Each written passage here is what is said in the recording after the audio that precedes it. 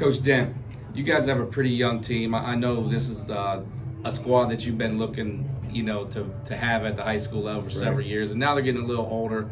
Can you just first tell us about a couple of those kids that we should be getting to know? Absolutely, yeah. We start 2 sophomores and 3 juniors. 3 of the girls have been multi-year starters. Ashley Carragus, first team All-League, first team All-District last year, broke her foot in the first game. So it was definitely a transition we had to make kind of on the run. Averaged 19 points, 8 rebounds a game last year. Pretty much other than Libby, our point guard, everybody on the roster has had to change positions in the middle of the season. We don't have a ton of depth.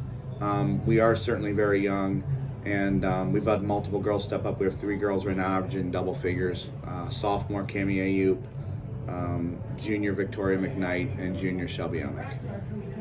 How has the transition gone for you? I know some of them are still sophomores, but are you where you thought you would be at this point with those young Yeah, classes? I mean, we're young as far as grades, but as far as playing, they've all been playing since their freshman year, so I don't think we're basketball young anymore.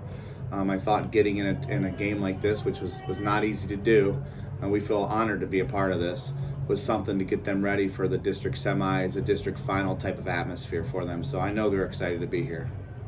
What kind of changes did you guys have to go through? Obviously, losing your best player is a huge hit. Yeah. What were some of those changes that had to take place immediately with losing her? So one of the players that really we had to move around was Victoria. Victoria has played the 1 through 5 for us. We've moved her to the 5 and the 4 through different times this year. When we make our first sub, she goes in at the 1. So she's really versatile. She can shoot the 3. She scores inside. She's fundamental. I think the Ashley being out has changed her position more than anybody on the team, and she's really responded. She's had 2 of her last 3 games. She's had 22 and 24 points. So she's really stepped up for us. I know it's big for you guys to play challenging teams and push yourselves, and that's nothing new. You've been doing that for several years. Yeah. How is this group kind of responding to playing teams like that? We loaded up the schedule non-league. Our league is a tough enough, but Highland is first place in our league right now. They're undefeated. Revere's a bear to play, especially over there. It's one of our rivals. We loaded up as many D1 big schools that we could. Our scrimmage schedule, our summer schedule, our non-league schedule. So it's been a tough road. We've got to 8-5. And Toledo Start is no picnic either today. So they've got some talented guards and bit disciplined, slow it down, and ball pressure in your face. So we're going to have to be ready to handle that. Let's talk about today. Is obviously a big event. You've been here watching a couple games already. What is your team looking forward to the most? Obviously they want to play, but as far as everything that goes with the event, how has your team kind of been excited about that, and what's on their mind? Well, we want to try to get here early just so they could kind of get used to the environment, and it's a great advice. I mean, this is obviously basketball heaven down here.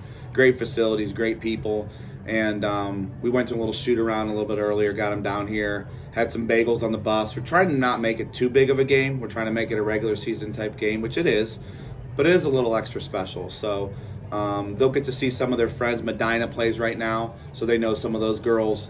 And then Hoban plays after us, so they know some of those girls. So we came early to see them, and then we'll stick around and watch some of their friends play.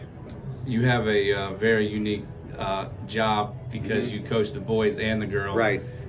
You've been doing that for several years now. Yes. Has it gotten any harder? Has it gotten easier? I mean, it can't be easy, but no, it's definitely not easy. Everybody assumed that when my son graduated, I'd leave the boys. Everybody assumed that when my daughter graduated, I'd leave the girls. I mean, these kids are like my sons and daughters. I mean, I can't even imagine. People ask me all the time, every game, whether it's a referee, the opposing coach, the other scorekeeper, how many more years are you going to keep doing it?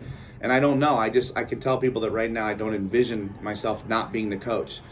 These girls I'm close to these girls. It's just a different relationship with the girls. The boys are a little more, hey, I watch ESPN, I know a little bit more, but I love them like my son. So I plan to do it as long as Copley lets me do it. I don't plan on going anywhere. All right, Coach, good luck today. I appreciate your time. Thanks for having me.